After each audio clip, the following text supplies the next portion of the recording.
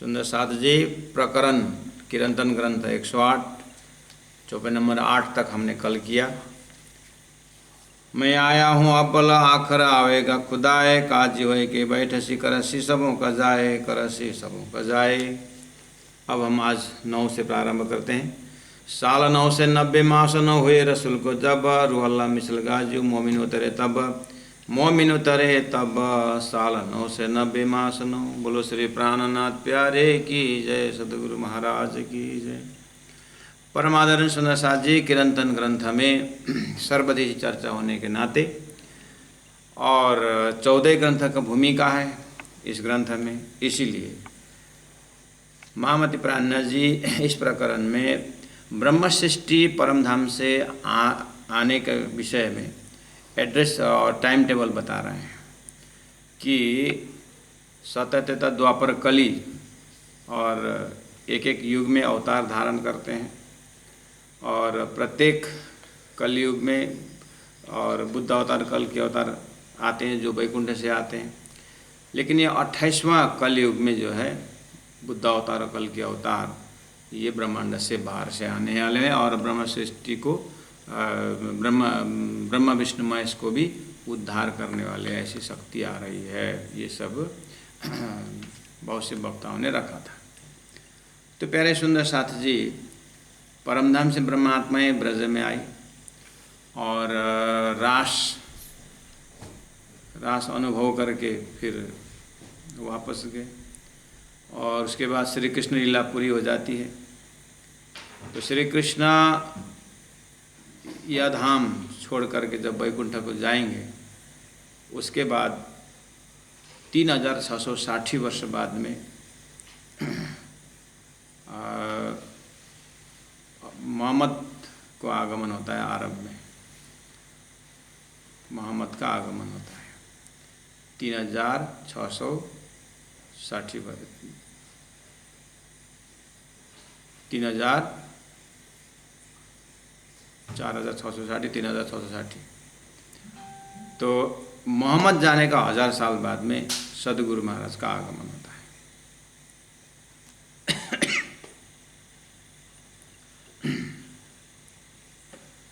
और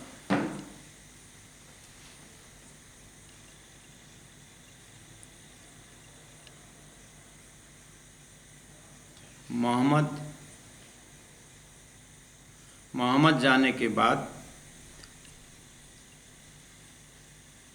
1000 बाद में सदगुरु महाराज का आगमन होता है। तो वो वाला एड्रेस दे रहे हैं चौपाई नंबर 9 में। साल 9 से 90 मास 9 990 और 9 महीना जब बीत जाता है हुए रसूल को, जब रसूल मतलब रसूल मोहम्मद को शरीर छूट गया तब की बात है। उनको स्वधाम पधारने के बाद मोहम्मद साहब का शरीर शांत होने के बाद वो भी तपस्या करते हैं तो 40 वर्ष में उनको भी खुदा का दर्शन होता है। उसके बाद 23 साल कलमा का प्रचार करते हैं। तो 63 साल के बाद वो भी चले जाते हैं और उनके जाने के बाद 1000 साल बाद मोहम्मद ने कहा था कि मेरे जाने का 1000 साल बाद इमाम मेहदी बुद्ध अवतार आएंगे, वही इमाम के अलावा से। तो इसी तरह अब यहाँ प्राणनाथ जी महाप्रभु सदगुरु महाराज का आगमन का अपना आगमन अर्थात परमधाम जाहिर होने के विषय में बहुत से वक्ताओं ने कहाँ किस तरह से कहा, वो सारी बात समराइज करने के लिए ये बात उठा रहे हैं। रुअल्ला मिसल गाजियो, मिसल मतलब जमात, गाजियो मतलब मर्द जमात। मर्द जमात रुअल्ला के साथ आने की बात। तो मर्द जमात कौन है? जो भवसागर संसार में से बाहर निकलने का जिनका हिम्मत हो, ऐसा सुरवीर ब्रह्मात्माओं के विषय में कहा मिसल गाजियो। मोमिन उतरे तब, यही लोग मोमिन है और मोहम्मद ने कहा था तुम लोग मेरे यार हो, भाई आवेंगे आखिर, और मेरे परम धाम से, मेरे उस अरस अजीम से मेरा भाई आने वाले हैं, तुम लोग तो मेरे साथी जैसे हो। तत्कालीन लोगों के लिए बोला, उनके जो भी शिष्य मंडली थे उनके लिए ऐसा कहा। तो भविष्य बता दिया कि आप 1000 साल बाद आ रहे हैं। तो इस तरह से महामती प्राण जी सदगुरु का आगमन की वजह से कुरान में क्या कहा है ये वाली बात रख दी है। और हिंदू शास्त्र, हिंदू स्क्रिप्चर्स में तो बहुत ही सदगुरु प्राणनाथ जी के आगमन के विषय में वो तो है ही। अब 10 नंबर चौपाई देखिए। गिरो बनी अस्राइल सो मिसल गाजियो जाना होए कबुल बंदगी उनसे इन विदा कहे फुरमा। गिरो का अर्थ है जमात, बनी इज़राइल मतलब इज़राइल के वंशज में। इज़राइल इब्राहिम के 2 पुत्र हुए हैं, और इसहाक और इस्माइल। तो इज़राइल के वंशज में, जैसे हमारे हिंदू शास्त्र में आपको समझना सरल पड़ेगा, जैसे भगवान राम चंद्रवंशी में, और भगवान श्री कृष्ण, भगवान राम सूर्यवंशी में और भगवान कृष्ण चंद्रवंशी में। ऐसा वंश, जैसे भागवत में खोलेंगे तो कथाएँ आती है कि भगवान फलना के वंशज में पीछे जा कर के भारत का भक्त ध्रुव का प्रकट होने का है। इस तरह से वंशज थोड़ा बताते हैं भागवत में। ऐसे ही जैसे हमारे सदगुरु प्राणनाथ जी को भी जब ऐसा वंशावली जब बात करते हैं तो सदगुरु महाराज देवचंद्र जी, वो भी सरल है, देवचंद्र चंद्रवंश में है, और मेराज ठाकुर मेरा सूर्य तो सूर्यवंशी में है। यहाँ तो सरल हिसाब किताब रख दिया, कोई कन्फ्यूजन ही नहीं। ऐसे ही थोड़ा वंशज के बात करते हैं। संसार में आते समय परमात्मा भी कहीं ना कहीं संसार के नियम से आते हैं। ऐसे ही कते परंपरा में भी 1.25 लाख पैगंबर में उनके भी आद्य पुरुष आदम और हवा से सृष्टि लेते हैं, तो उनके भी एक वंशज आता है। उसमें से ये इज़राइल के बनी मतलब वंशज, लड़का, वंशज में ये धर्म का प्रचार होने की भविष्यवाणी किया है। तो प्राणनाथ जी महाप्रभु ने ये जो बात आपने कहा कि इज़राइल के वंशज में सो मिसल गाजियो जान, उसमें मर्द जमात आने की बात, तो जितने भी पैगंबर हैं उन्होंने कि मोहम्मद साहब तक की भविष्यवाणी बोली है। और मोहम्मद साहब ने फिर आगे 11वीं सदी में परम धाम से या ब्रह्म धाम से ब्रह्म ज्ञान आने की बात और ब्रह्मसृष्टि आने की बात कही है। तो प्राणनाथ जी ने अब कैसे टैली किया उसको? 1.25 लाख पैगंबरों ने मोहम्मद की बात कही। अब क्या हुआ, पहले के जो थे इब्राहिम, दाऊद, मूसा, उन लोगों ने जो आगे प्रकट होने की बात जो कही थी उन्होंने मोहम्मद ने अपने तक लिया है। जो भविष्य में आने वाले जो जिन्होंने अपने भविष्यवाणी कही थी कि मैं दोबारा आ रहा हूँ, तो मोहम्मद साहब ने कहा वो सब का ज्ञान लेकर के सब मेरे में आ गए।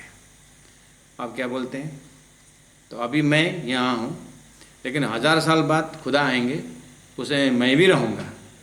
इसका मतलब अब जितने भी पैगंबर मोहम्मद में इकट्ठा हुए और मोहम्मद जो है आखिरी पैगंबर महामती प्राणनाथ जी अर्थात इमाम मेहदी में आ रहे हैं। तो प्राणनाथ जी ने एकदम बातूनी अर्थ लगाए कि जिस तरह से मोहम्मद ने या मोहम्मद के विषय में इज़राइल के वंशज में धर्म प्रचार होने की बात कही है, प्राणनाथ जी ने कहा अब आगे मोहम्मद 1000 साल बाद आने की बात कर रहे हैं। तो वो जो पैगंबर की घटना है फिर यहाँ भी हुई। जैसे इज़राइल सदगुरु देवचंद्र जी महाराज और उनके 2 पुत्र हुए, नजरी पुत्र और नसली पुत्र। इब्राहिम को सदगुरु देवचंद्र जी महाराज और सदगुरु महाराज के 2 पुत्र हुए, जैसे इब्राहिम के 2 पुत्र हुए, उसमें से एक पुत्र से धर्म का बागडोर संभालते हैं। उसी तरह सदगुरु महाराज को 2 पुत्र हुए, नजरी और नसली, उसमें से नजरी पुत्र महामती प्राण जी ने धर्मों को आगे बढ़ाया। तो पहला का इतिहास जो था वो यहाँ पर उनके भविष्यवाणी के अनुसार यहाँ भी वैसे घटना घटी। इसलिए प्राण जी महाप्रभु कहते हैं वो जितने भी पहला का घटना हुआ ना, उन्होंने भविष्य बोला ना, तो बस ये आज के दिन के लिए उनका भविष्यवाणी है। तो गिरो बनी इस्राइल सो मिसल गाजियो जान, तो वो जमात आ गए। तो अब पहले से नाजी और नारी का हिसाब किताब था, यानी नास्तिक और आस्तिक होकर के आए थे। अब आस्तिक जो जीव वो पवित्र होते होते अब परमधाम से आए ब्रह्मात्माओं को अधिष्ठात्री जीव होने के लिए पहले से ही जीव को अवतार बाद ने, पैगंबर बाद ने उसको पवित्र कराते हुए और धर्म का नियम सिखाते हुए पवित्र बना के ले आए। तो जिस तरह से हिंदू शास्त्र में, वेदों में जीवों को संस्कार की बात है, और जैसे ब्रजभूमि में ब्रह्मात्मा आने की बात के लिए शास्त्र में क्या कहते हैं कि ब्रज गोपियाँ जो है ये जन्म जन्म का तपस्वी आत्माओं का भगवान आने के स्वागत में ये ब्रज गोपी होकर के वह आत्मा रूप से उपस्थित हुए, ये ऋषि पत्नी नाग पत्नी है करके धर्मशास्त्र एक संकेत दे रहा है। तो प्राण जी महाप्रभु कहते हैं इस जीव को इतना तपस्या करने की क्या ज़रूरत थी, क्या उद्देश्य क्या है इनकी। ये अपने परमात्मा ने इनको इतना प्रेरित करके इतना तपस्वी, इतना जो समर्पित आत्माएं बनाने की क्या ज़रूरत थी। तो प्राण जी बोलते हैं महाकार जोड़ते हैं, महाकारण कि जिसके लिए खेल बनाया हुआ है वो ब्रह्मात्मा आकर के खेल देखने के लिए यहाँ पर पवित्र स्थान बना रहे थे। तो वो जो भी धर्मशास्त्र ने उसके लिए मोमिन शब्द पहले से यूज किया है। ये उत्तम जीव ही मोमिन बनाया हुआ। इधर में उत्तम जो जीव है उसको जीवात्मा थे, उसको आत्मा स्वरूप में बना रहे थे। तो अब क्या हुआ, धरती के हिसाब से ये जीव से आत्मा बन गए। ब्रह्म आत्माएं जो परमधाम में थी खेल देखने के लिए सुरता रूप में आत्मा होकर के आकर के आत्मा में विराजमान हो गए। अब ये जो ऐसा आत्मीय शक्ति यहाँ पर अद्वैत हो गया जीव और सुरता कि अब उस सुरता को अब परमधाम की बातें सुनानी है, पवित्र जीव के अंदर विराजमान है। ये सिस्टम होने के कारण अब कते परंपरा से भी ऐसे महान आत्माएं, तपस्वी आत्माएं आती है, और परमधाम के एक भी ब्रह्म आत्मा अगर उस पक्ष में आए हैं तो उनको तो समझाना तो पड़ेगा। इसीलिए उनको घर का याद दिलाना पड़ेगा, तभी तो जग पाएंगे। जैसे रही बाई की तो खोजी बाई जो थी उसको रही बाई की वासना प्राण जी ने सदगुरु महाराज ने टटोला था। तो एक थोड़ा सा उदाहरण है उसके लिए, प्राण सदगुरु ने करके गए हैं। तो इसीलिए जब प्राण जी ने कहा कि उधर भी ब्रह्मात्मा है क्या, तो बोले हाँ कोई वासना जान है वहाँ पर। तो अब एक भी है तो फिर तो उसको तो ऐसा संस्कार बैठा हुआ है उस जीव को, वो तो कब से लाई लाई लीला बोल रहा है, अब उसको 6 अक्षर उत्तम पुरुष करके समझेंगे नहीं। इसीलिए अब फिर राजी महाराज ने सनंद ग्रंथ उतार करके मार्फत ग्रंथ जैसे बहुत हाई फिलॉसफी जो ज्ञान है उसको सुना करके परमधाम की बातें डाल रहे हैं। तो विशेष करके सनंद ग्रंथ उस आत्माओं को इमाम मेहदी का परिचय देने के लिए वो ग्रंथ उतरता है। तो यहाँ गिरो बनी इस्राइल सो मिसल गाजियो जाना। तो सदगुरु देवचंद्र जी महाराज के वंशज में महामती प्राण जी का इस्राइल टाइटल मिल गया और उन्होंने धर्म का प्रचार किया। हुए कबूल बंदगी उनसे। ये पवित्र आत्माओं जब परमात्मा प्रार्थना करेंगे तो कबूल होएगा, परमात्मा स्वीकार करेंगे। हुए कबूल बंदगी उनसे इन विदा कहे फुरमान। कुरान कहता है कि अंतिम में जब अंतिम ज़माने 11वीं सदी में जब इमाम मेहदी आएंगे, रुवल्ला इमाम मेहदी जैसे जब आएंगे ना, तो इनकी प्रार्थना जो है और इनकी प्रार्थना सीधा हॉटलाइन ब्रह्म तक पहुँचेगा। उदाहरण सदगुरु देवचंद्र जी महाराज परम धाम वर्णन करते हुए व्याख्या करते हैं। और महामती प्राणनाथ जी, जैसे उदयपुर को सुंदर साथ को तकलीफ हुई तो मंदसौर से उन्होंने एक ही झटका में परम धाम राज्य से बात करके और विरह का मंत्रवत चौपाइयाँ उतारे और सुरक्षा दी। इनका सीधा हॉटलाइन डायरेक्ट खुदा से बात होगा करके मोहम्मद ने जो भविष्य बोला था आगे आने वाले ब्रह्मात्माओं के विषय में, तो सदगुरु प्राणनाथ जी से हमने देखा। अब इस तरह से 12,000 ब्रह्मात्माएँ 24,000 अक्षरधाम से हैं। इन सब आत्माओं के ऐसे ही आगे महाप्रलय तक चलता रहना है। तो कहा कि वे कबूल बंदगी उनसे इन विदा कहे फुरमा। अब क्या होगा कि ये जितने भी मोहम्मद साहब का कहना है कि धरती में जितने भी जीव है अब उनका सबका मोक्ष का काम आना है। तो अब इनको जो जमात आ रहा है ना इमाम मेहदी के साथ, उन जमात के साथ ये प्रार्थना करना होगा, वो कबूल करेंगे, वो सैंक्शन कर देंगे, तो फिर खुदा के खुला का दरवाज़ा खुलेगा। और इनके साथ जो बंदगी करेंगे, जो प्रार्थना करेंगे इमाम मेहदी के साथ, तो उनको खुदा के साथ कबूल हो जाएगा। इस तरह से कुरान में ब्रह्म सृष्टियों के आगमन के विषय में उनकी मरातबा, उनकी जो महिमा बड़प्पन वो व्याख्या कर रहे हैं। और मोहम्मद साहब ने भविष्य में ये भी भविष्यवाणी में भी कहा है, एक नमाज का 1000 यही करसी कबूल, एक नमाज का 1000 गुना फल देने का। अर्थात मोहम्मद साहब ने खुदा से बात करके ले आए और नियम लेके आए कि दिन में 5 बार नमाज करने का। और 5 बार नमाज करते समय कि मेरे कहे प्रमाण चलोगे, जो मैं शरीयत का जो नियम बता रहा हूँ, मोहम्मद ने कहा कि मेरे कहे प्रमाण चलोगे तो आखिर में जब खुदा आएगा ना, एक नमाज का 1000 गुना फल देगा। कहने का मतलब जीव पहले से ही मुक्ति का चाहना है, परमात्मा के प्रोग्राम में परमात्मा के प्रोग्राम में इनको मुक्ति देना है, लेकिन इनका जो एक खेल तमाशा है वो ब्रह्म सृष्टि को दिखाना है।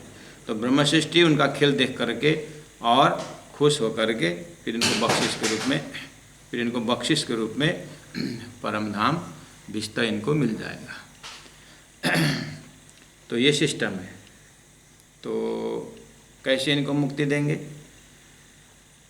इनको विस्ता में कैसे पहुंचाएंगे, उनके लिए तो क्ल्यू चाहिए। तो क्ल्यू यही है कि एक नमाज की 1000 यही करसी कबूल। तो महामती प्राणनाथ जी के स्वरूप में अवतरित अरब अरसाजिम परब्रह्म परमात्मा कबूल करेंगे कि मोहम्मद कहते मैं सिफारिश करूँगा और खुदा कबूल करेंगे, यही करसी कबूल। कई मोहम्मद आखिर सिफत, मोहम्मद ने ऐसे कितनी सारी महिमा आखिर में आने वाले 1000 साल बाद आने वाले स्वरूप को कई उन्होंने महिमा गाई है। सो भी नबी चहोसी रसूल।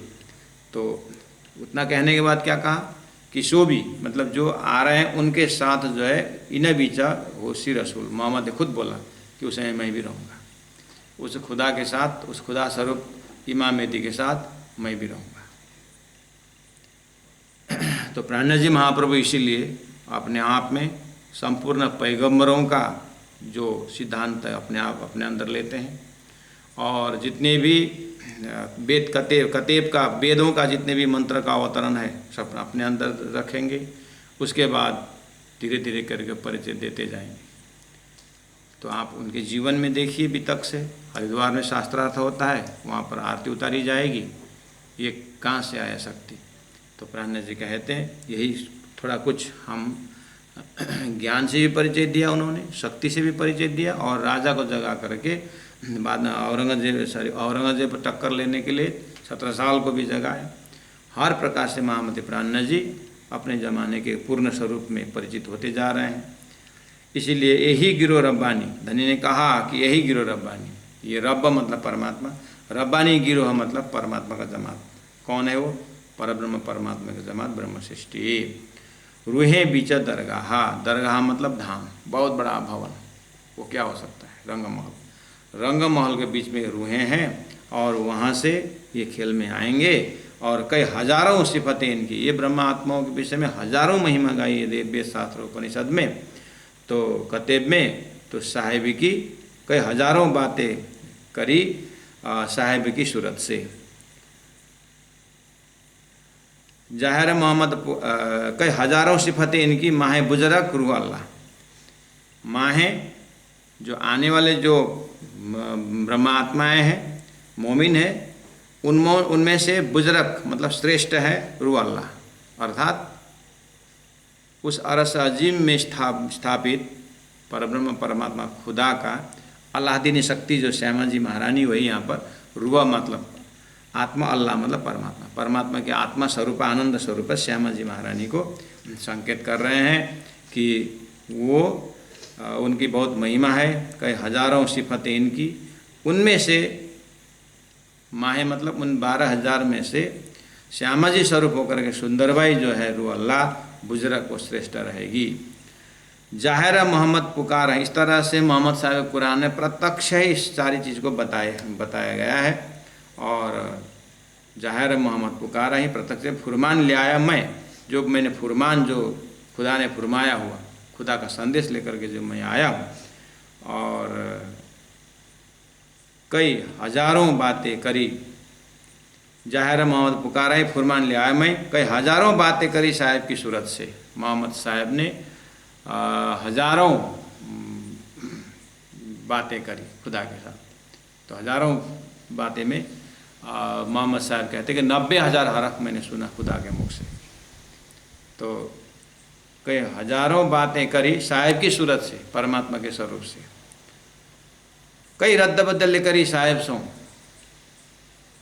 खुदा के साथ बहुत रद्द बदल मतलब बहुत बार्गेनिंग चला। वो इस विषय में है कि खुदा ने बोला कि संसार में जो जीव को 100 बार नमाज करने को, तो उसमें दलाली चली, 100 बार नहीं कर पाएंगे, आपकी माएँ इतनी बलशाली है, नहीं कर पाएंगे। 50, 25 करते करते लास्ट में 5 बार नमाज पढ़ने में मोहम्मद एग्रीमेंट किए उन्होंने, ठीक है 5 बार हम करवाएंगे। और हज तीर्था इस तरह से 5 नियम की बात बाद में आएगा, ये व्याख्या करने की कोई आवश्यकता नहीं है सुंदर साथ जी, बस चौपाई से आपको कहाँ कनेक्शन होना है उतना देखना है। और कई हजारों बातें करी साहिब की सूरत। अब यहाँ पर थोड़ा प्राण जी धीरे धीरे सिद्धांत डाल रहे हैं कि परमात्मा के स्वरूप से, खुदा के स्वरूप से बात करके आए हैं मोहम्मद, 90,000 हरफ सुने हैं। अब यही लोग कुरान पढ़ते हैं और बोलते हैं कि खुदा बेछबी है, बेनुमुन है। जैसे चिदादितम किशोरांगम परिधामनि विराजितम करके शास्त्र में आया, हिंदू लोग परमात्मा निराकार बोलते हैं, आकार नहीं है। तो निराकार ब्रह्म कौन से धाम में बैठेगा, जिसमें धाम में सज्जना स्वरूप बैठा हुआ, दिव्यो ही अमृत पुरुष बाह्य यमन शुभ्र अक्षरात परतपरा एड्रेस दिया हुआ है। लेकिन वहाँ पर कि दिव्य अमूर्त पुरुष, अमूर्त शब्द आया था, लेकिन उधर का पुरुष था। अमूर्त मतलब यहाँ का प्राकृतिक जन्य जो है पुरुष नहीं, वो दिव्य पुरुष के रूप में लेना था। जिस तरह से हिंदुओं ने थोड़ा उसमें समझ में नहीं ये बात, उतना पर्दा हो गया, परमात्मा का आदेश ही उतना था। ऐसे ही मोहम्मद को भी जो है उन्होंने खुदा से बात करके आया, परमात्मा ने देखा, अमृत स्वरूप देखा करके बोलते हैं। पीछे आने उनके शिष्य मंडलों ने खुदा का निराकार सिद्ध कर दिया, निराकार को बढ़ा दिया। तो ये सब परमात्मा के हुक्म से ऐसे ही हो रहा है। कई हजारों बातें करी साहिब की सूरत से, कई रद्द बदल करी साहिब सो अपनी उम्मत के वास्ते। यहाँ मेन फोकस है उनका उम्मत कौन है जिनके लिए उन्होंने इतना व्यवस्था किया।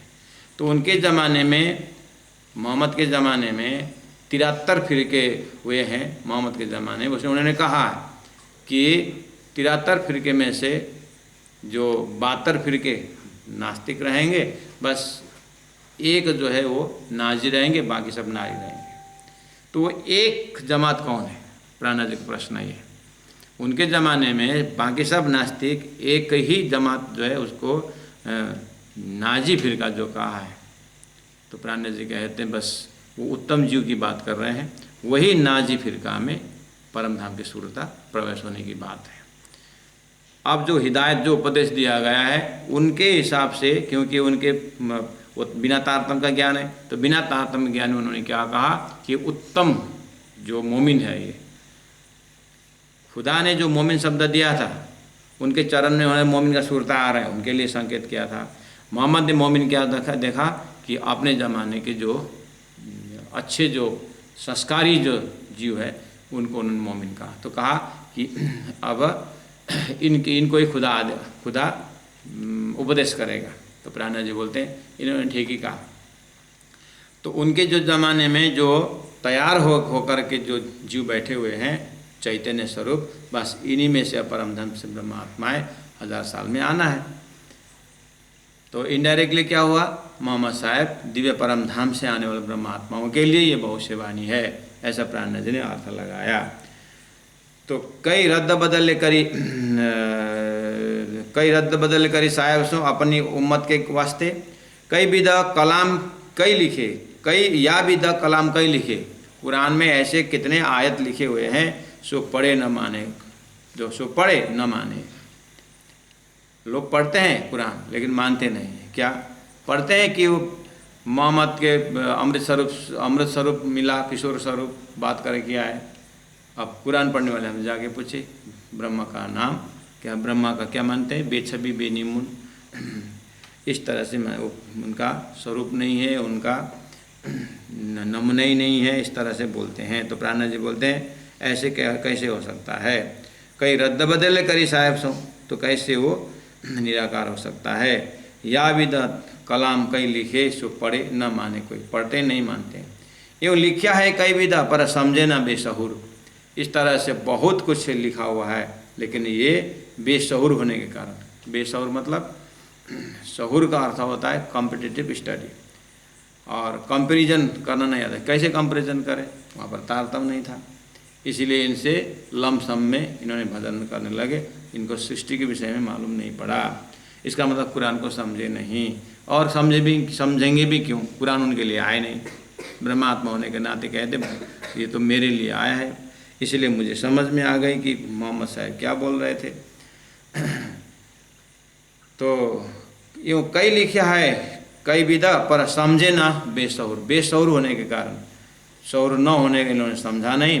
दुनी पड़ा अपनी अकले कई करे मचकूर, अपने अपने बुद्धि लगा के पढ़ने लगे। तो प्राणा जी ने पहले कहा है कि एते दिन त्रिलोक में होती जो बुद्ध सुपन्न, सपना के बुद्धि लेकर लहरते रहते हैं, उनकी बुद्धि वैकुंठा और निराकार जुल्मत से ऊपर जाता ही नहीं है, तो उसी के अंदर की बात करते रहते हैं, धनी कहते हैं। और यूँ लिखा है कई विदा पर समझे ना बेसहुर, दुनी पड़ा अपनी अकल अपने बुद्धि से पढ़ते हैं, और कई करे मजकूर, उसी का हल्ला करते हैं, उसी से प्रचार करते हैं। लास्ट जा करके ब्रह्मा क्या हो गया, हिंदू बोलने लगे निराकार निरंजन, वो लोग बोलने लगे बेछबी बेनीमुन। बस बात तो एक ही जगह पहुँचे। तो धनी ने कहा सोते ताही बोलिया जो गया जहाँ लो, चल अपने अपने मुख से जार करे मजहब, जो जहाँ पहुँचे हैं वहीं से बोलते हैं। तो किसी ने निराकार को देखा हुआ, किसी ने साकार को देखा, शुद्ध साकार परमधाम के विषय में किसी ने कुछ नहीं कहा। अब बोलते बिना यकीने पढ़ही, कुरान तो पढ़ते लेकिन विश्वास नहीं है। किसके ऊपर, मोहम्मद के ऊपर विश्वास नहीं। कैसे, तो तुम्हारे शब्दों से पता चलता है कहाँ विश्वास है तुम्हारा।